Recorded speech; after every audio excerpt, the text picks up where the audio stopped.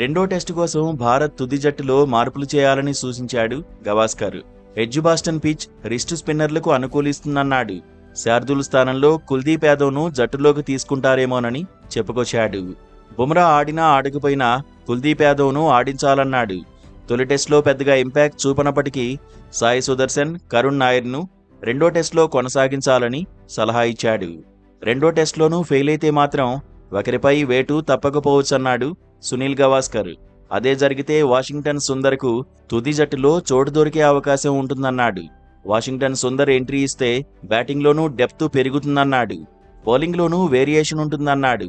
మరోవైపు 5 మ్యాచ్ల సిరీస్లో బుమ్రా 3 మ్యాచ్లే ఆడే అవకాశం ఉంది. ఏ 2 మ్యాచ్ల్లో రెస్ట్ తీసుకుంటాడు అనేది ప్రస్తుతానికి సస్పెన్స్. రెండో మ్యాచ్లో బుమ్రా ఆడకపోతే భారత జట్టుకు ఓటమి తప్పదనే కామెంట్స్ వినిపిస్తున్నాయి. ఎడ్జుబాస్టన్ టెస్ట్ నుంచి జస్ప్రీత్కు రెస్ట్ ఇవ్వాలి అనుకుంటే అది సరైన నిర్ణయం కాదని మాజీ హెడ్ కోచ్ రవిశాస్త్రి అన్నాడు. మూడో టెస్ట్ లార్డ్స్లో జరగనుంది. లార్డ్స్లో ఆడాలని ఖచ్చితంగా బుమ్రా ఆలోచిస్తాడని రవిశాస్త్రి చెప్పుకొచ్చాడు. ఎడ్జుబాస్టన్లో జస్ప్రీత్ ఆడకపోతే మాత్రం 2-0తో ఇంగ్లాండ్ ఆధిక్యంలోకి వెళ్తుందని జోసెన్ చెప్పాడు.